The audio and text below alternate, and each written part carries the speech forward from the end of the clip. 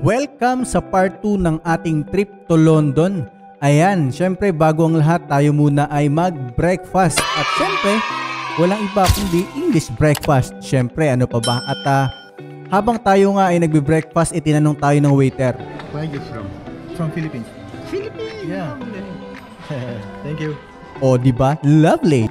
Ayan, at after nga namin kumain, hindi na namin pinatagal. Inantay lang namin saglit yung iba naming kasama at kami na ay pupunta doon sa The Regent's Park para doon kami mag-practice.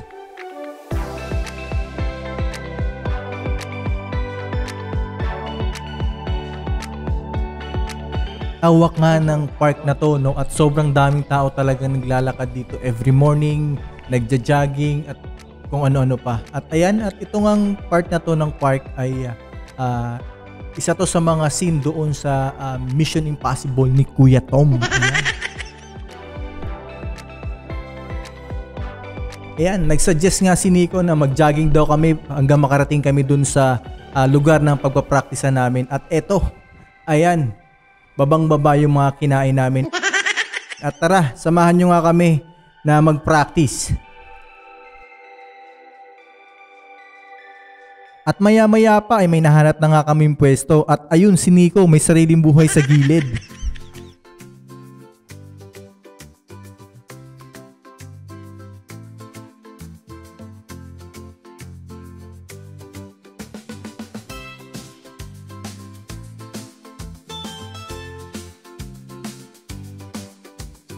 At ang coach nga namin dito ay si Coach Anton Del Rosario, yung founder ng Maharlika Football Club. Ayan. So dito, tuwing practice namin, nag-strategize kami, gumagawa kami ng mga play para makatulong during the competition.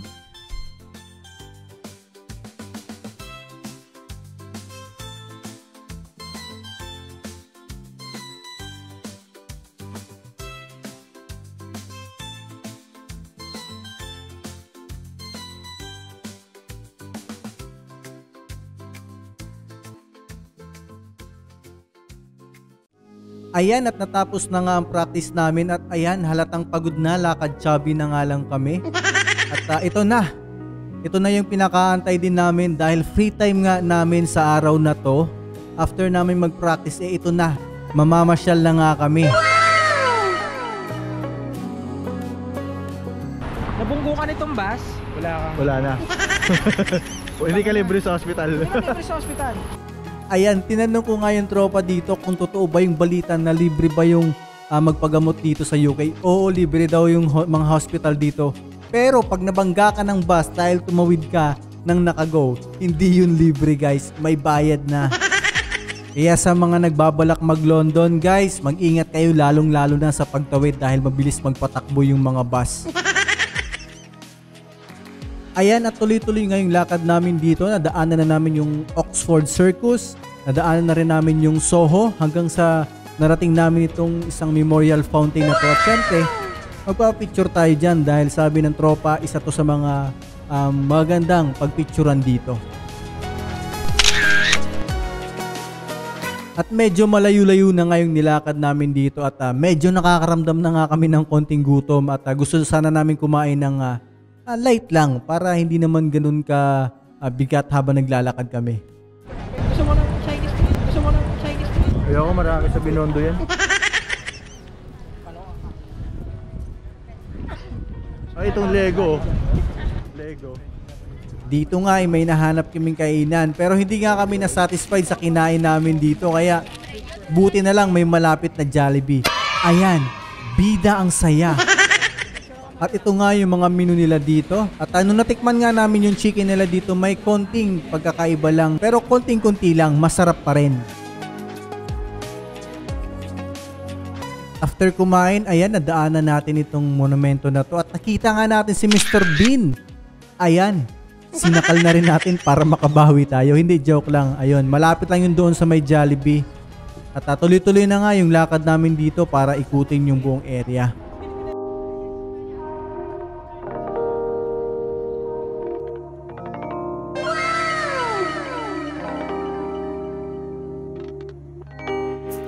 Ayan, at habang tayo nga ay naglalakad, ay nadaanan natin itong horse guard dito.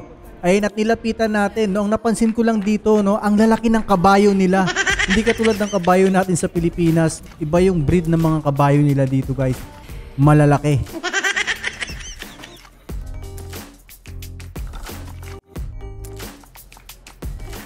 And the long wait is over at nandito na nga tayo. Narating na natin itong Westminster Station.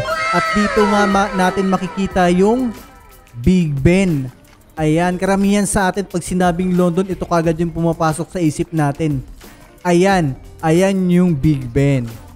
At dito rin yung famous na telephone booth. Ayan, mahaba nga yung pila dito para lang makapagpa-picture. Pero syempre, tiniis na natin yan dahil nandiyan na tayo. Ayan.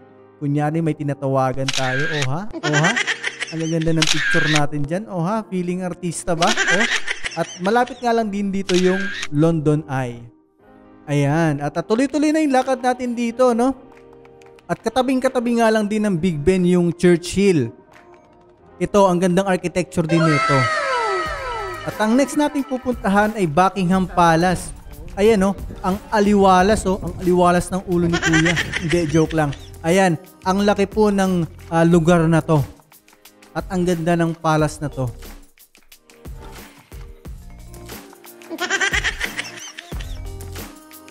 At syempre, hindi natin palalagpasin yung pagkakataon. Pa-picture tayo. Alright.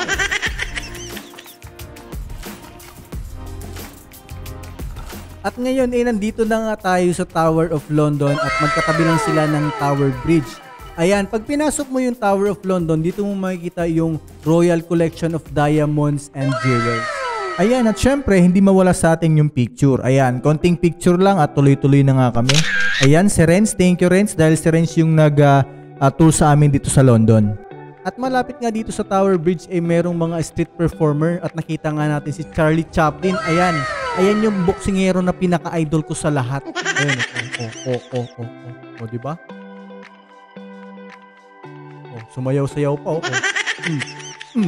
O, di ba?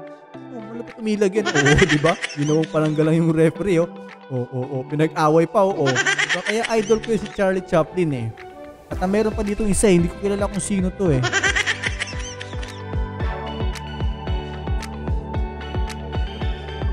At after nga namin dito, dumiretso na kami. Pauwi na. At dito nga kami dumaan sa Millennial Bridge. Ayan, isa din to sa mga sikat na bridge dito sa London, kaya okay din siyang daanan. At medyo nakakaramdam na nga kami ng gutom dahil maghapon kami naglalakad at kakain na nga muna kami. At ito yung napili naming kainan, Nando's. Ayan, masarap yung chicken nila rito. And the following day, ito na, manonood na kami ng match ng Tottenham Hotspur versus Burnley.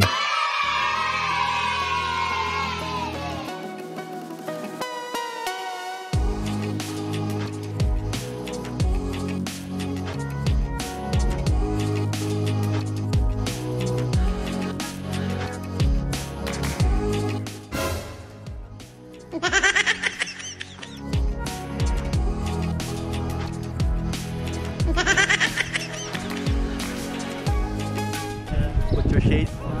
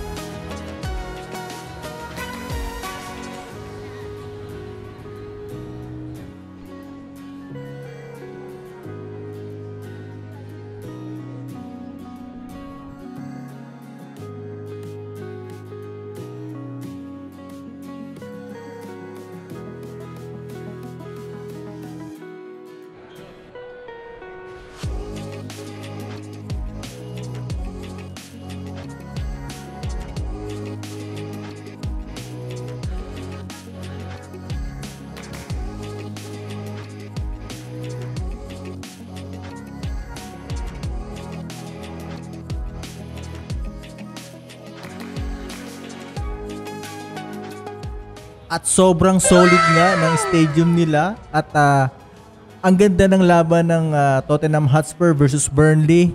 At panalo nga nung time na to ang Hotspur.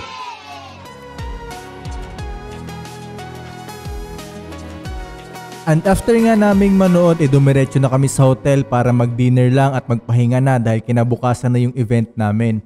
Unfortunately, hindi na ako nakapag-record during the event kasi naubusan na ako ng memory card. Kaya ito na lang, mga pictures na lang yung maipapakita ko sa inyo.